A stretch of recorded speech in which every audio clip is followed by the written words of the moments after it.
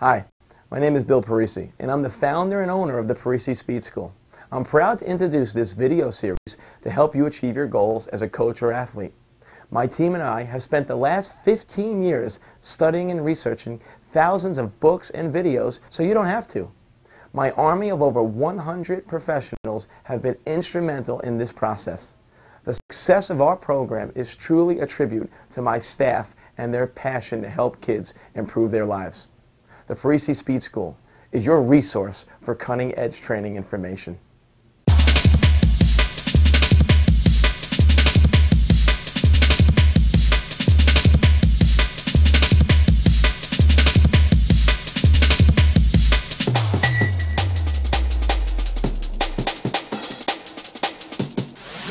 Hey everybody, this is Martin Rooney again from the world-famous Parisi Speed School, and we are proud to introduce the third installment in the Parisi Training Method video series, Agility Training. Today, I guarantee that this video is going to revolutionize how you think about agility or change of direction training techniques. Not only is this video going to make you a better coach, but it's going to make you a much better evaluator of performance. Now let's get started. Over the years, the Parisi Speed School has really taken a look at how we teach acceleration, top-end speed, and our lifting techniques. And what we found was not only was there great technical knowledge, but there was a real demand on our students. But when it came to change of direction, there wasn't really much theory, it was just drills. Well, over the years, we have evolved what we consider the best model for change of direction training. The purpose of this video today is to demonstrate that model for you and create a paradigm shift for athletes and coaches to change how you think about agility. After an extensive literature review about athletics, what we found was there isn't really a consensus on what agility training is or change of direction training is. Our challenge for you right now is to take out a pen and write down what you think agility or change of direction training really is. At the end of this video, I'd like you to review it and see if we haven't changed how you think.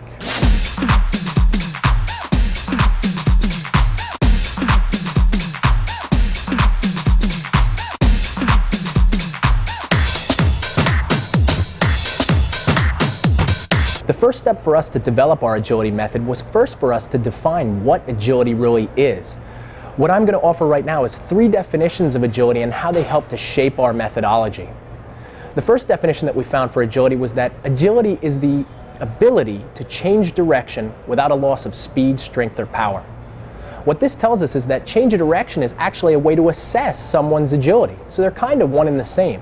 And if we know this, we know that we can improve someone's change of direction ability, we can make them look more agile. So we knew there has to be a training method that can make this happen. The second definition that we really liked was that agility is a person's ability to perform fluid changes of movement with the whole body in relation to their speed, strength, and power. Now, what this tells us then is that change of direction isn't just moving side to side, which is what most people volunteer to us when they say, here's what I think change of direction training is. Change of direction is in any direction, forward, backwards, diagonally, up and down. And it's something that requires biomotor characteristics like speed, strength, flexibility, balance, that you've got to have those in place to ever demonstrate agility. The third definition that we really liked, that really added a next piece to the puzzle, is that agility is the ability to move well in any direction in a rapid fashion using speed, strength, and power. So now the next 2 pieces in there is it's moving well, its quality has to be high, as well as it's got to occur quickly to appear agile. So now, from those 3 definitions, we know there is a best training methodology. It's got to have certain biomotor characteristics. It's got to have a logical progression. It's got to have high quality, and it's got to happen fast. And that's what we're going to cover on the rest of this video. As I stated earlier, there are certain biomotor characteristics that are essential for an athlete to demonstrate agility. In no particular order, they are relative body strength, speed, motor coordination or timing, balance or stability, and what we like to say as our proper motor programming or technique. Now, I listed relative body strength first because we feel at this school that that is the most important characteristic that an athlete can have to either develop speed or agility. Think about it. If an athlete isn't strong for their body weight, it's going to be impossible for them to overcome their inertia. And when you get down to it, that essentially is what speed training or agility training really is. In addition to that, that relative body strength really relates to how strong somebody is, how stable somebody is, and the balance that an athlete can demonstrate on the field. So that relative body strength is the core of the foundation of our agility training. Later in this video, I'm going to talk about how anaerobic conditioning and flexibility are also important as well. But the important thing to understand is that if we know biomotor characteristics are the essential pieces to become agile, then we know we can make anyone appear to be more agile if we develop those characteristics and have the right techniques with a progressive, logical program. And that's what we're going to show today.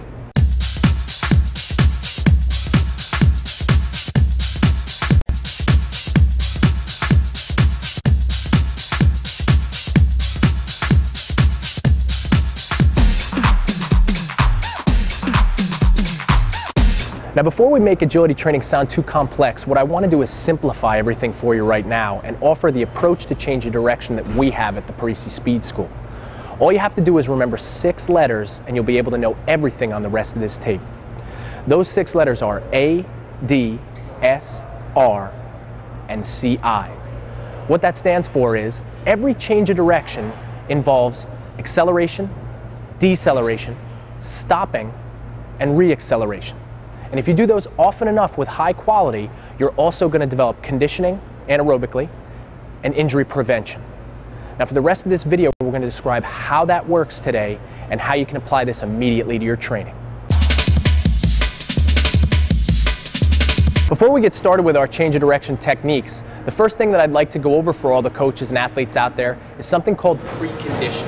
Now, if you want to think about preconditions in sport or what that means, say you were a football player and you wanted to score a touchdown. Well, the first precondition is you've got to have the ball. Well, to be agile as an athlete, there are a number of preconditions that you've got to have in place before you can ever develop that agility. Right now, I'd like to introduce Anthony Cinelli. Anthony is an athlete that we've been working with at the Parisi Speed School since 4th grade. He had a tremendous high school football career, and what we were really excited about is he went to run the ball at the University of Delaware, who just won the national title last season. Unfortunately, in his first scrimmage at University of Delaware, Anthony suffered a horrific break of the left leg. He broke his tibia and his fibula where the foot was completely turned around. Now, many doctors thought that Anthony would never walk again and almost surely not play football again. What we're proud to say is, within 3 months after the injury, with 2 plates and 8 screws in the leg, Anthony made a complete recovery back to running a 4.45 and squatting almost 600 pounds. Today, I can't imagine that I could have a better subject than Anthony in terms of the relative body strength, flexibility, and conditioning that we just talked about. And he's going to be the model for the rest of the show, and we're proud to have him. Now, in terms of preconditions, precondition number 1 is something called base of support. If you don't have the proper base of support, you don't have balance. And if you're not balanced, you can't be agile or fire out of positions. The first thing that I want everybody to look at is, if Anthony picks up 1 foot, now his base of support has become very small. I want you to picture almost a square around that foot, and that is his complete base of support. So you can see that in this position, if I move him, he has no balance whatsoever. It's impossible to be balanced where he is in this position and where the preconditions are set. The second part, if I have him just put his feet now 2 feet down, he becomes more balanced. Now the base of support becomes much bigger, but still, because certain preconditions aren't set, if I move him, he still isn't completely balanced. He still has the ability to be pushed over. Okay, now, if I have Anthony widen his feet, now the base of support becomes even bigger. Now things are getting more difficult. The bigger the base of support, the more stable the structure. So now if I try to move him, I can still kind of move him a little bit, but the thing is, the base of support is much bigger. It's becoming much more difficult to do that. That's precondition number 1. You've got to identify, where is the base of support? Is it solid? Are they stable?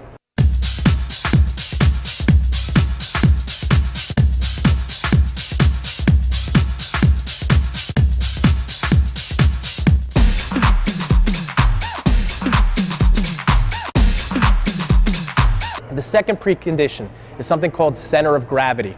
The center of gravity, or the instantaneous center of gravity for most people, is always viewed as a spot right around the belly button. So what I want everybody to picture is the instantaneous center of gravity of your athlete is right around the belly button.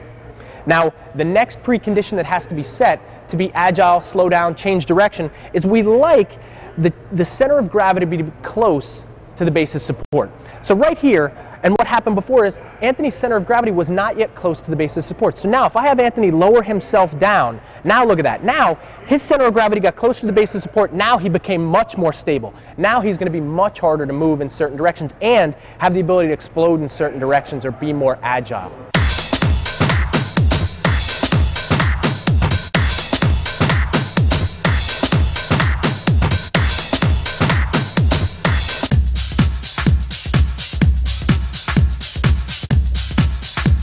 The last precondition to be said, or the last thing that you have to look at, is where the muscle force vectors are taking place. So if Anthony gets back down in that position again, and picture for yourself, if he fired his leg muscles right now, which direction would he go? And the direction would be straight up. So if I have Anthony jump right now, he fires up, lands, and what I like right there, landing in the perfect landing position. He's been coached by the school. Right there, that would be the direction. But what we're going to go over in a few minutes is the interrelationship between the center of gravity, the base of support, and the muscle vectors is everything, or all you've got to look at when you're looking at change of direction or agility training. And that's what we're going to do next.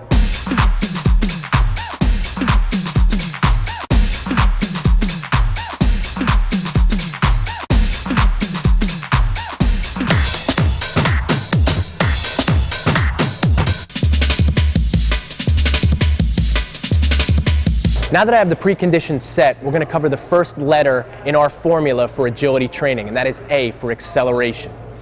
Picture that acceleration is always an increase in speed in any direction. So he can accelerate his body upward, outward, sideways, and the interaction between the center of gravity and the base of support and the muscles, which direction they fire, is going to influence where he goes and how well he performs that movement. Right now what I'm going to do is have Anthony run forward in the acceleration position. So he is going to bring the center of gravity closer to a stable base of support. And now what's interesting is he is going to have to roll his center of gravity forward and start to run. If he doesn't do that, if he doesn't move the center of gravity away and in front of the base of support, it's going to be impossible for him to get the muscles in the right direction or the force vectors in the right direction to accelerate quickly. So now Anthony is going to roll forward and accelerate out.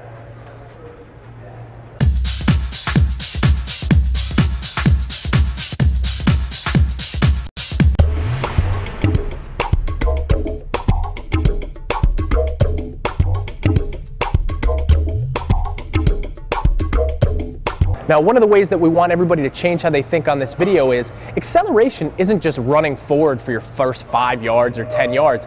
Acceleration is jumping up into the air. It's moving sideways as well. It's an increase in speed in any direction.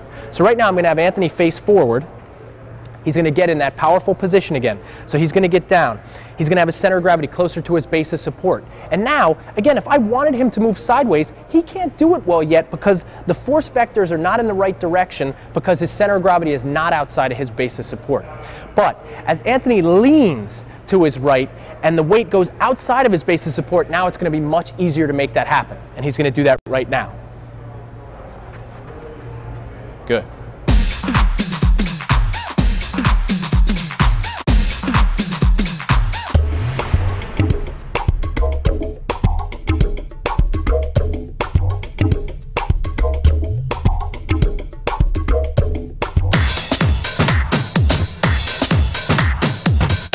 The second letter in our agility method is D for deceleration. Now hopefully many of you are familiar with our deceleration method video, and a lot of what we're going to cover right here has something to do with that, but we're going to go into more detail. What I want you to think about here is when we look at the deceleration that Anthony is going to perform in a second, again I want you to look at where the base of support is in relationship to the center of gravity. What's interesting is we just showed acceleration, and that really involves the concentric contractions that take place. Now, in every change of direction, there has to be a deceleration or eccentric contraction and a stopping or isometric contraction. So right now, Anthony's going to perform the deceleration, and we'll describe what we see. And go.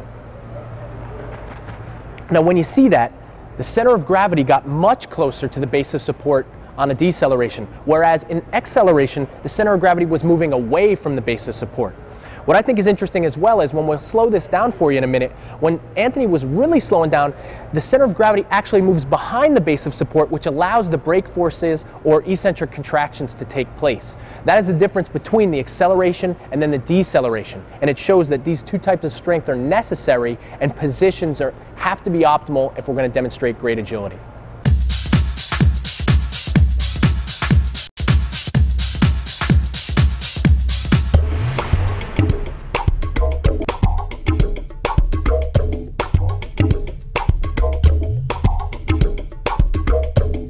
For deceleration, we also want to make sure that you get the impression that deceleration isn't just moving forward and backward.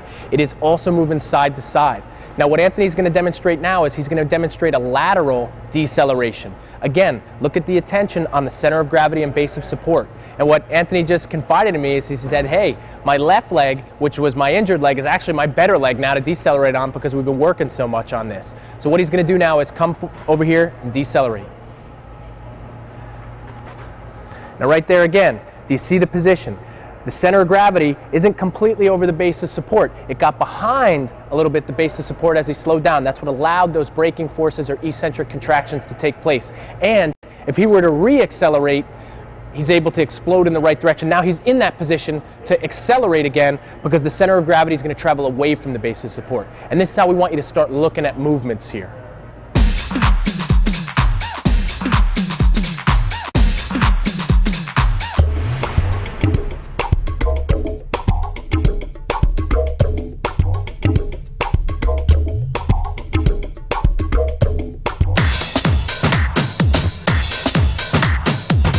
The third letter in our approach to agility training is S, for stopping.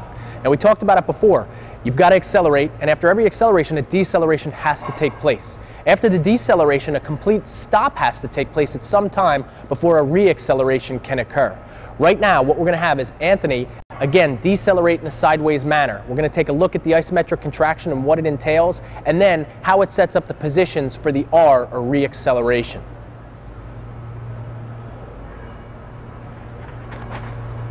So right there, again, center of gravity is over the base of support. It's actually behind a little bit, and that's where we want it. Because say Anthony's running and he stops, and now he wants to be able to go back in that direction. It's going to require a strong isometric contraction. That is the essentials of what happens in a plyometric. It's how fast you can go from that deceleration, the stop, and then the re-acceleration again. That's how we train things. So now, if he were to go back to his left, his center of gravity has to move to his left, and then he re-accelerates in that direction. Let's see it. Good.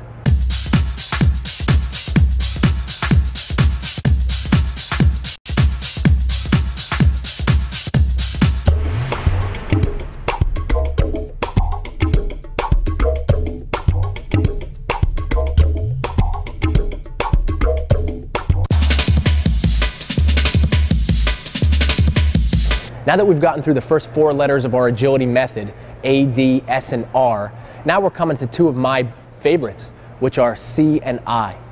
The C stands for conditioning, and specifically anaerobic conditioning. Now I've had the opportunity to talk to professional coaches and coaches all over the country, and every one of them says an interesting thing, that they feel that their athletes are not as conditioned as they used to be. So this form of training, agility training or change of direction training, is a perfect opportunity to improve anaerobic conditioning. So what I want to talk about here is what happens or why this occurs. Lactic acid is produced when your body's ability to deliver oxygen to the muscle cells isn't as efficient or isn't happening correctly. When this occurs, instantly muscles tire out. Now a lot of people might hear that and say, wow, lactic acid is the enemy. This is the big problem why my athletes are out of shape. Well, that couldn't be further from the truth. One, the hydrogen ions that are produced with the lactic acid are actually what causes the pH changes and the acidic environment for your nervous system and your muscles that it really stops performance. But in addition to that, what I love to say is it is your heart, your lungs, the mitochondria in your muscle cells, and the capillarization that didn't take place because you're not training while you're fatiguing. So all of these changes can occur with change of direction techniques.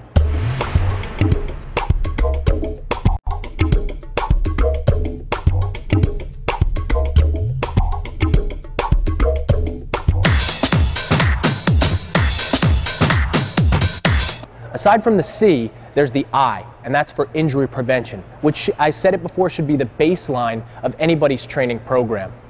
Now, I said before that quality of training is essential, and now that we understand base of support, center of gravity, muscle vectors, and the biomotor characteristics that an athlete needs to be agile, injury prevention has a better chance of taking place. So what I want to make sure is that when you look at your athletes, you're giving them the best quality exercises with the right amount of rest. And if they're not able to perform it, we're going to take a step back and give them the tools to make that happen. Those are the last 2 characteristics, C for conditioning, I for injury prevention.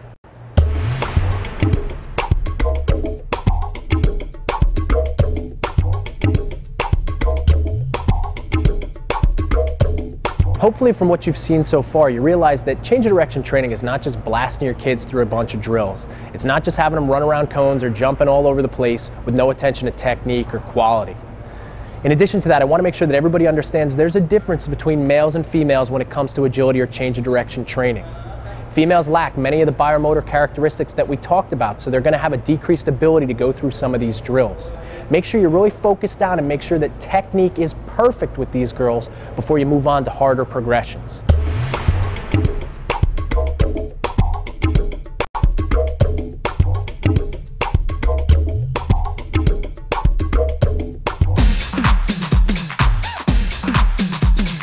Now we're going to introduce the agility method progression. This first phase of the progression is stationary movements. Remember, your athletes have to be able to perform these movements perfectly before we move anywhere else. What Anthony is going to show for us first is just a double-legged broad jump. He's going to stick the landing, then shift his center of gravity and accelerate out of that position.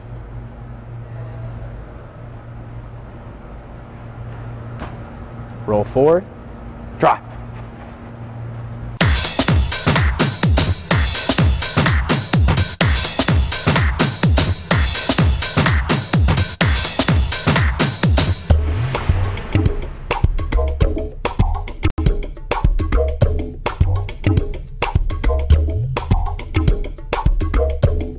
The next exercise in the stationary progression is a side jump into what we call our side run. What Anthony's going to do is he's going to jump laterally, land, and decelerate under control perfectly. Then, once he's got control, change the center of gravity over the base of support and side run as fast as possible.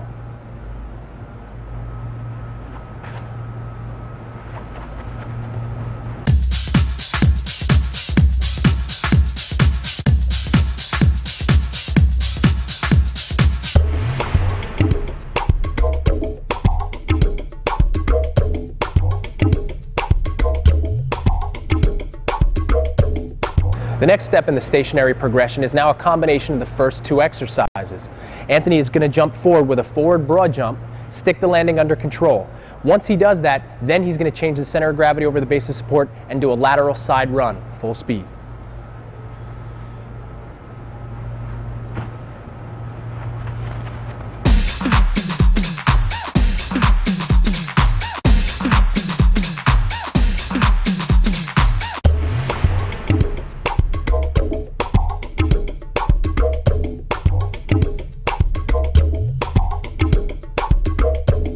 The next exercise involves Anthony side running to his right and coming to a complete stop. He's going to keep the center of gravity over the base of support. Then, after that is held well and we know he can get in that position, we're going to allow him to re-accelerate back to his left.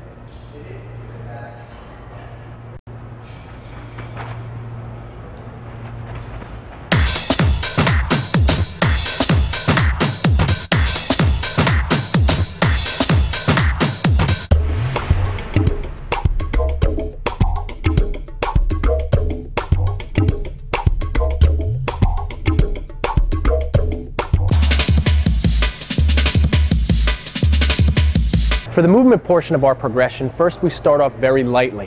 What we're going to have Anthony do right here during this exercise is side shuffle from 5-yard line to 5-yard line under control. Now what we're looking for here is what happens to that center of gravity and base of support. What I love about Anthony's changes of direction is his center of gravity really gets low and close to that base of support right when he's making those changes. So still, as a coach, look at those positions and what's happening. Is he accelerating? Is he decelerating? Where is the stop? Where is the receleration? Is he in the right place? And that's what we're looking at right here.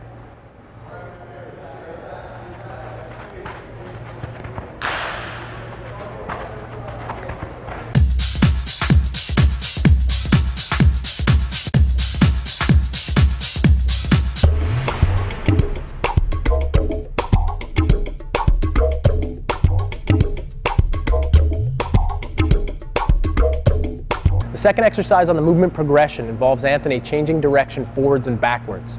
This is another excellent opportunity for a coach to look at the center of gravity in relation to the base of support. What Anthony's going to do is run forward and then change direction immediately going backwards. There's not going to be the pause in between, but I still want everybody to look at the differences of what happens in those movements.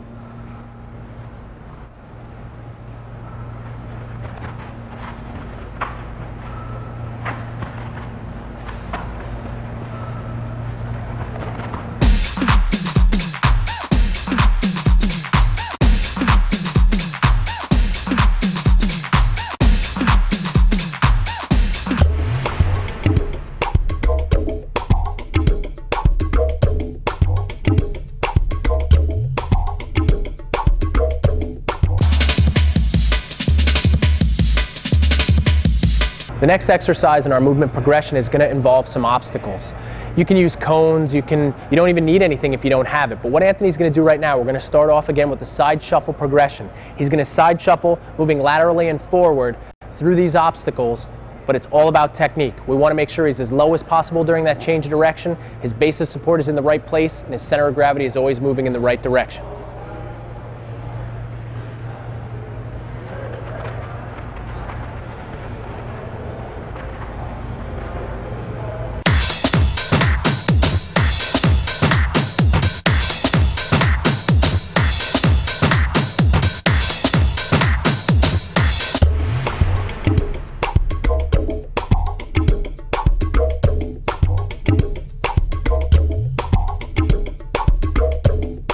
The next exercise involving obstacles with movement, now we're going to add another element where we're going to have Anthony actually side run, then plant, and then change direction. So again, he still has to get low, still has to have that great base of support, but now we're changing how he goes into that movement.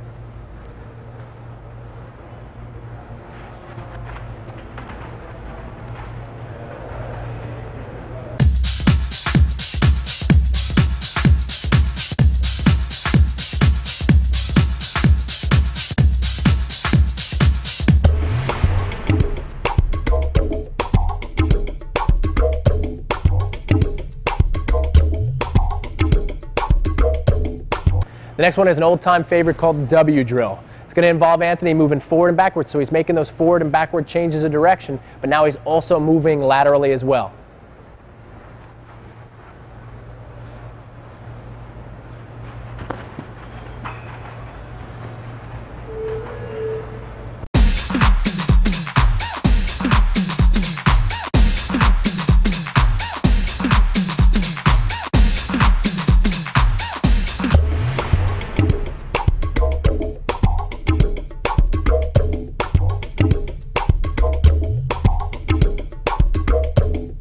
One coaching point that's worked for us that I think will be a valuable tool for you in your arsenal is that when Anthony changes direction, he's getting low, so I'm happy with that. But some of your athletes are going to stay high. Their center of gravity is going to be away from their base of support, and because of that, their changes of direction are going to be slower. A great technique to teach these kids is to actually put their hand down in the direction that they want to go. It can be a light touch or put more weight down on that hand, but when they do that, they have to get low to be able to make that happen. So I'm going to have Anthony demonstrate a side shuffle, but putting the hand down sideways when he does it, and you're going to see how it forces him to get that center of gravity low.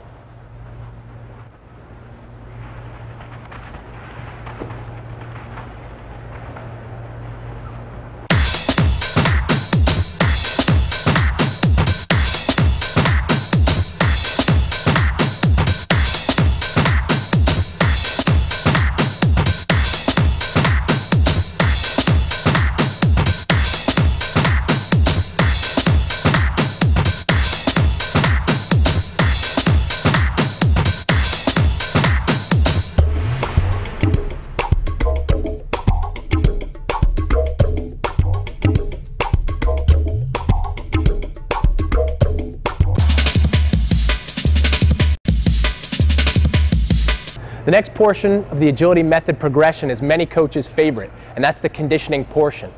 I've been to so many practices where everybody loves the end where we're just running our guys into the ground. But I want to caution all coaches out there to make sure that all the motions that are taking place are perfect. The next exercise I'm going to show is one of my favorites. It's called a 5-5-10-10. And what we do is we have athletes run 5 yards one way, 5 yards back, 10 yards one way, 10 yards back to a complete stop. Then we give them another exercise immediately and they've got to repeat that again. When fatigue starts taking place and coaches can see the movements breaking down, that's when you'll have your athletes stop. So now, what I want you to do, what I want you to hear is the side shuffle, sprint, sprint, and stop.